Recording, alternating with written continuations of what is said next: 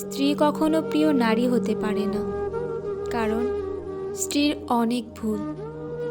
বেশিরভাগ লোককে যদি প্রশ্ন করা হয় আপনার জীবনের সবচেয়ে প্রিয় নারী কে, স্বভাবতই অনেকে উত্তর দেন মা, কেউ বলেন মেয়ে, কেউ বা বলেন বোন, কেউ বা বলেন নানি, কারণ সে তাকে কোলে পিঠে মানুষ করেছে।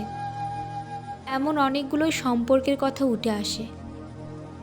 খুব অবাক লাগে একজন মানুষও উত্তর দেন না তার বউ তার সবচেয়ে প্রিয় নারী। আসলে বাঙালি পুরুষের সমস্যা, বউকে ভালোবাসি বললে মান সম্মান চলে যাবে, লোকে বউ পাগল বলবে, বউয়ের কাছে ছোট হয়ে যাবে, অথবা বাকি পুরুষদের কাছে হেডাম কমে যাবে।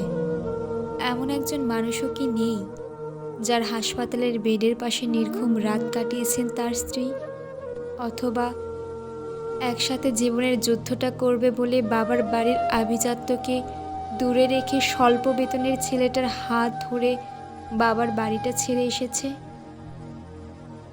শ্বশুর বাড়ির ঝাল তরকারিতে ভাত খেতে না পেরেও ফোনে বাবার বাড়িতে জানিয়েছে অনেক ভালো আছে, নাকি নিজের বিছানা, মায়ের রান্না, জন্মের পরের বাড়িটা সব ফেলে আসা অনেক সহজ, যার কারণে বউ কখনোই প্রিয় নারী হওয়ার যোগ্যতা রাখে না।